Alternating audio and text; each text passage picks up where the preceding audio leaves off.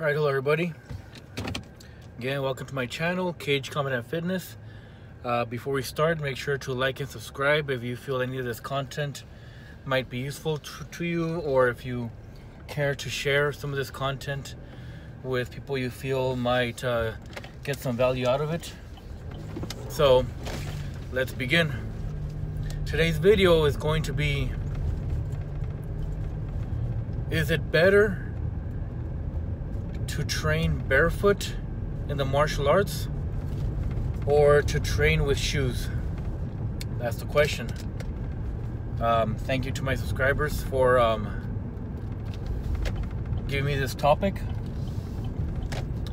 Again, everything I give is based on my opinion. My opinion obviously backed up with my experience in the martial arts. So hopefully this answer will help out. All right, here we go. And we're gonna get straight to it, so not to make the video too long, to make it as enjoyable as possible. So we have some martial arts styles that practice barefoot. For example, there's karate, there's Muay Thai, you have MMA, judo, jiu-jitsu. You have a lot of the Japanese martial arts practice barefoot. Most likely some other ones too, from other cultures as well. And then you have other cultures that practice with shoes, like Savat. You have Kung Fu has the cotton martial arts shoes, the kind that Bruce Lee used to wear. Boxers use boxing shoes, wrestlers use wrestling shoes. So the debate between the two is that let's just pick one of the styles from the karate standpoint, is that your feet should be as conditioned as your fist, as every part of your body, so that they can have the strength needed to take down your opponent, even in your most weakened state. And on the other side of the spectrum, you have when you're gonna fight, you're most likely gonna be wearing shoes. You're not gonna be barefoot out in public trying to defend yourself. You should get used to wearing shoes. So this is my answer, and it's a pretty obvious answer. It's both. I mean, the thing about being a martial artist is that you don't know what can happen. I mean, I was talking to my wife yesterday about this topic, and I said, well, you know what? I mean, sometimes I wear my work Skechers. They're very light. They kind of feel like wrestling shoes. So if I were to get in a fight with them, I'd feel fairly comfortable, because in Kung Fu, I would use wrestling shoes to train in. But when I joined a few gyms and I wanted to hit the punching bag, they asked me to take off my shoes so I wouldn't tear the bags, because most of the time I would either break the chain or I would cut through the bag, So I would practice barefoot. So my wife, you know what? I could be having a conversation with you right now, and what if we're in an unfortunate situation that we're in a home invasion? Obviously kicking probably would not be my first option of attack, but it does come natural to me. So what if somebody just breaks down my door? I'm barefoot, I'm not wearing any shoes, and I want to make sure to put the guy down with a round kick to the face, or a back kick to the sternum, or maybe a chopping kick to the knee while I'm barefoot. I don't want to break my foot, And then on the other side is that, what if I'm somewhere and I'm wearing like heavy boots? Let's say I'm wearing like those cowboy type boots. I'm at a party, while wearing jeans. I would like to be able to kick with those boots if I had to. Again, obviously kicking would not be my first, wouldn't be my first line of attack if I can manage the fight with punches. Punches are faster, easier to control, easier to pull back. they have less weight than a kick, but you have more control over your fist. So, you know, I mean, you're not going to disarm somebody with a weapon with a kick. You're going to disarm them with a punch, with a hand grab. But again, there are those situations where timing works out for you, that you can kick your opponent and put them down for good. So every martial art, I mean, every martial art has been effective pertaining to their situation. So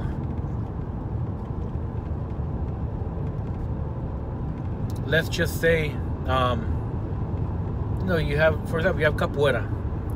Capoeira, I see those guys training in both barefoot and with shoes. You know, depending on the situation they're in. If they're out in public, they got shoes on. They're practicing in their school. They're barefoot.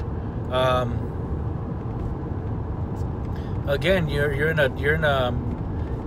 a country where maybe people favor wearing flip flops more often than you know, normal shoes. You know, flip flops are easier to manage. You know, easier to get around with.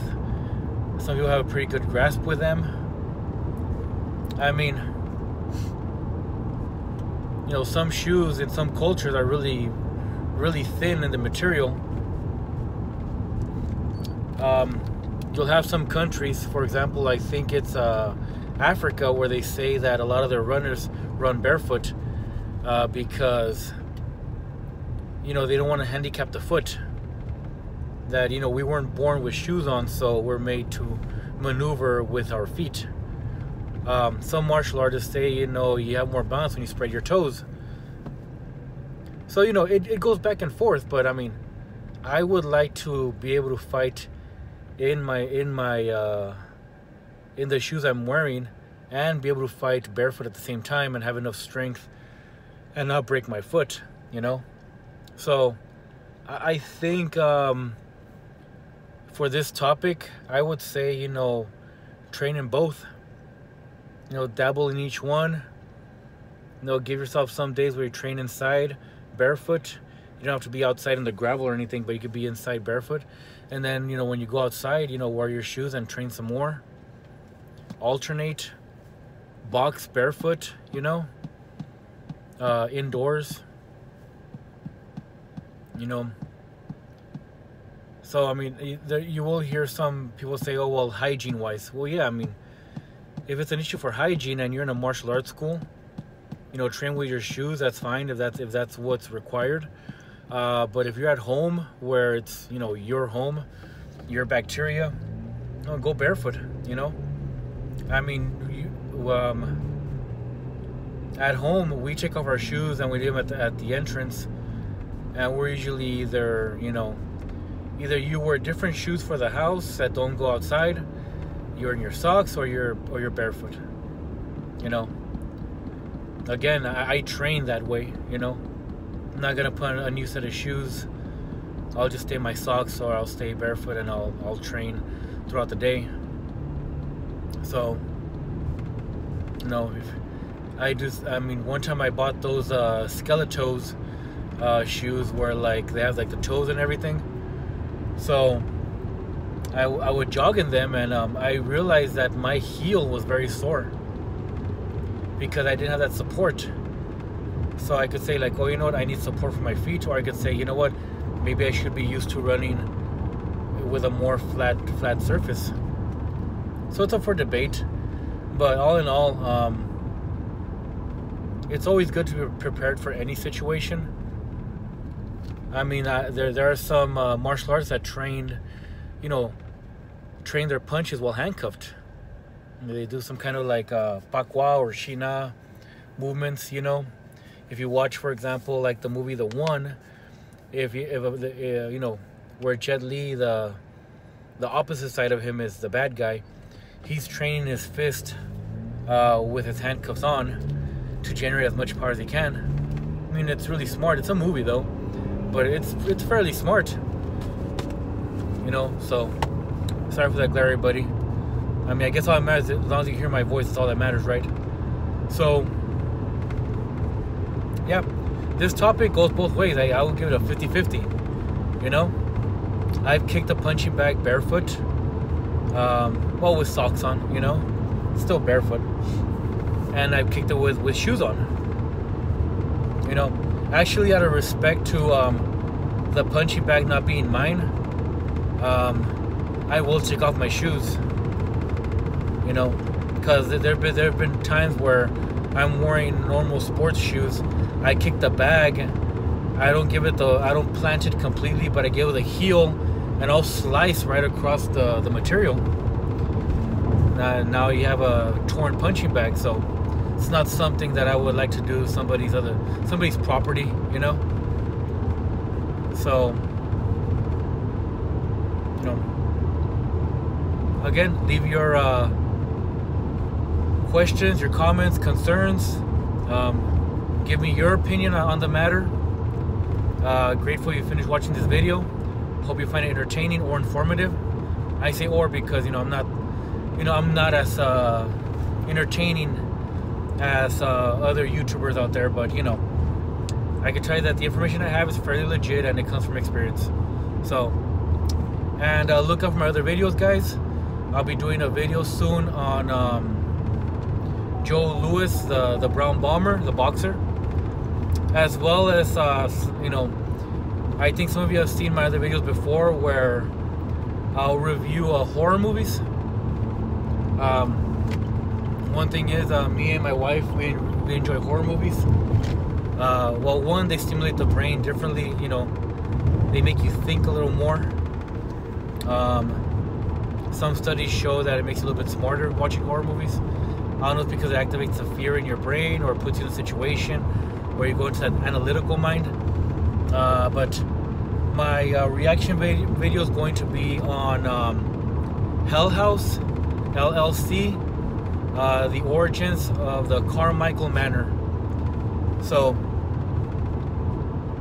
if you haven't seen Hell House, which is in the found footage type, first person type movie, I recommend it. For being a low budget found footage, it's pretty good. I mean, I could say it's scared me fairly well. I've seen other people react to this, not a reaction video, but a review. It's more a review. I've seen other people review this video, and I think they take it too much to heart, trying to compare this one with the other ones. But just as a quick preview, when you watch a horror movie, especially a horror movie, treat it like its own movie. Treat it as a continuation to other movies, but don't compare it to one another. Because the thing about horror movies is that once it's been done, you're going to expect that same thing on the next one. You're not going to get that same reaction, because the whole point of horror movies is just to get scared. The same thing's not going to scare you in the second, third, or fourth one. You got to do something different. So treat each horror movie differently.